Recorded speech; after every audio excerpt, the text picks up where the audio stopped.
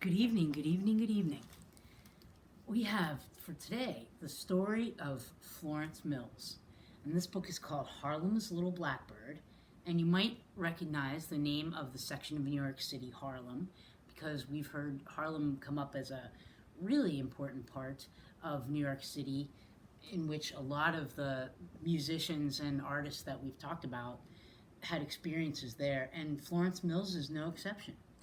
This is written by Renee Watson and pictures by Christian Robinson. And my goodness, these pictures are just enchanting. It's what drew me to this book a long time ago. But this is a pretty neat story. Harlem's Little Blackbird. And this is Little People Be Dreams. And my name is Miss Ang, and I'm at the Shaler North Hills Library, your library. They called her Harlem's Little Blackbird. Her name was Florence Mills. She was born in 1896 and lived in a teeny tiny, itsy bitsy house in Washington, D.C.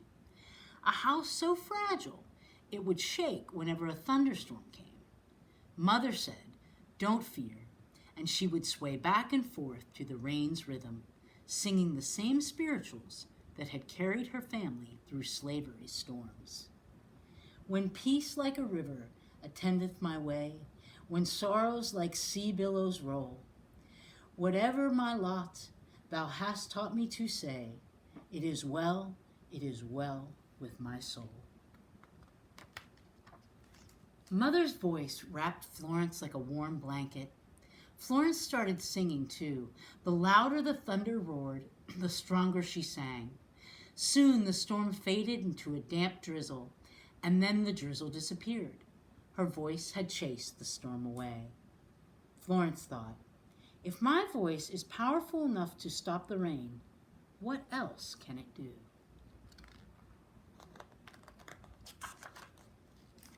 It wasn't long before Florence found out.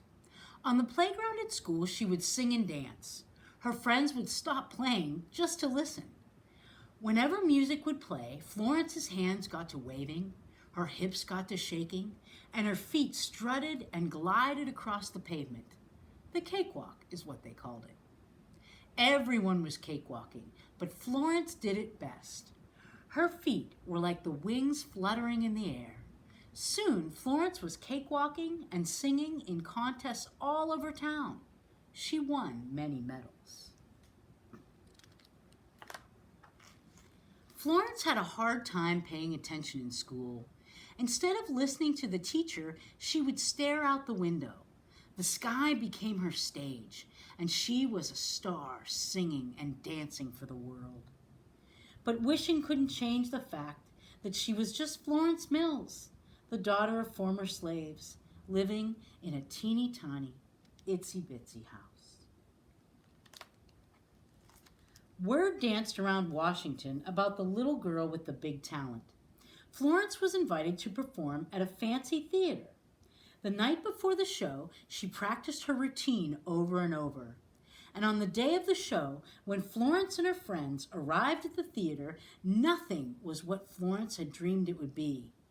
"They can't come in," the manager said. He pointed to the sign that read "Whites Only." "No Negroes in the audience."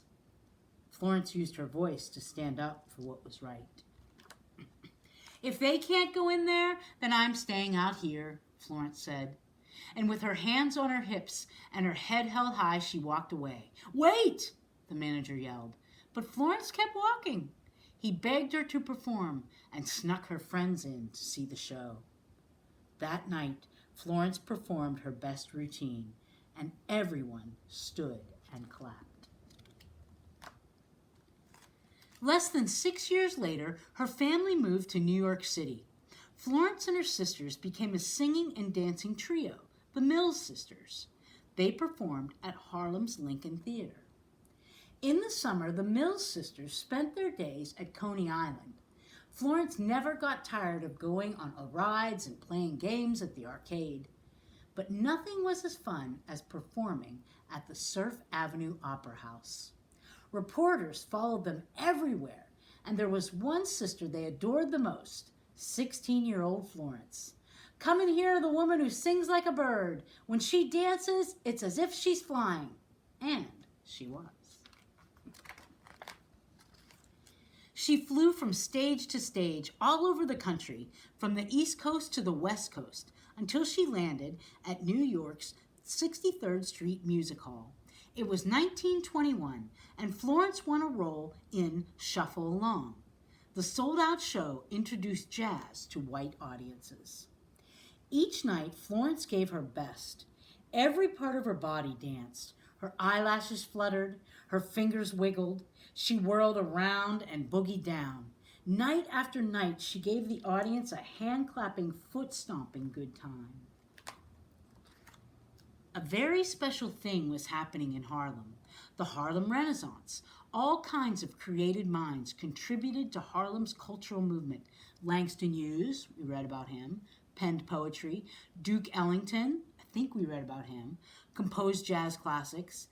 And in play after play, Florence continued to mesmerize crowds. In From Dover Street to Dixie, she was so good, the cast was invited to London. Florence was so excited to travel overseas. But not everyone welcomed her. When she boarded the ship, the white passengers refused to eat in the same dining room as Florence and her troupe. When she arrived in London, many people threatened to boycott the show because they didn't want to see black performers on their stage. On opening night, Florence took a deep breath, opened her mouth, and sang one note, then another and another, and the audience was amazed. Each night when Florence stepped on stage, the audience cheered before she even opened her mouth. She was an international star, and Florence thought, if my voice can take me around the world, what else can it do? After Florence sailed back to Harlem, Mr. Ziegfeld, an important Broadway manager, offered Florence a leading role. She would have been the first black woman to star in the Ziegfeld Follies. It was every performer's dream, but she turned it down. Instead, she chose to use her voice in shows that gave unknown black singers and actors a chance to perform on stage. Florence became the leading lady in Dixie to Broadway. 100 lights shined on the marquee, flashing her name. The daughter of former slaves who grew up in a teeny-tiny, itsy-bitsy house had made it. Florence wanted to use her voice for more than entertainment. In the show Blackbirds, she sang, "I am a little blackbird looking for a bluebird." It became her favorite song to perform, a cry for equal rights. Though I'm of darker hue, I've a heart the same as you. For love I'm dying, my heart is crying. As wise old Al said, keep on trying. I'm a little blackbird looking for a bluebird too. The show was such a hit that Florence was invited to London again. This time, she was welcomed by photographers and news reporters, and she was invited to many parties. After her performances, Florence disguised herself so no one would recognize her. She went to hospitals to deliver flowers to patients, and she walked along the Thames River giving money and food to beggars. Florence kept giving and dancing and singing until she was too exhausted to perform anymore. She became very ill and returned to Harlem to receive treatment from her doctor. But there was not too much her doctor could do. On November 1st, 1927, Florence's song came to an end. More than 150,000 mourners flooded the streets of Harlem to say goodbye. Letters, telegrams, and flowers were sent to the family from all over the world. People who had a lot and people who had a little, politicians and entertainers, whites and blacks, gave tribute to Florence Mills. Even blackbirds came. Hundreds of them were seen hovering nearby. Florence's dream lives on in the singers and dancers who came after her. It lives on in the heart of every boy and girl from a teeny tiny, itsy bitsy place who dreams of doing great, big, gigantic, enormous things. That's what it's all about, little dreamers, big dreamers. And this is the part that is kind of disappointing. Florence's voice was never recorded, and no films of her performances exist. So how do we know how great she was? I mean, I just think it's such a bummer that there's no record of her stuff. Well, the answers lie in the reaction her peers had to her. Florence was so great, Duke Ellington composed the song Black Beauty as a tribute to her. Iconic performers, Lena Horne, remember Lena Horne? Yeah. And Paul Robeson said she was one of the best. In 1925, Florence became the first black woman to be photographed for a full spread in Vanity Fair. When Blackbirds moved to London's Pavilion Theatre, the Prince of Wales saw the show more than 20 times. But her talent wasn't all that made Florence great. What made her a remarkable woman was that she used her fame and fortune to help others. If you were a young child on the streets of Harlem playing or sitting on the stoop of a brownstone, Florence might stop by and give you candy. If you were a guest at an NAACP fundraising event, you might hear Florence as one of the featured performers. These are the things that made Florence a beloved entertainer. Her talent, yes, but mostly her generosity and her faith. So I want to learn even more about Florence Mills. What a neat person. Still such a bummer that there aren't any recordings of her. But we can take those who wrote about her and spoke about her, their word on that, you know. My friends, thank you for being who you are. Thank you for letting me share these neat stories and learn along with you.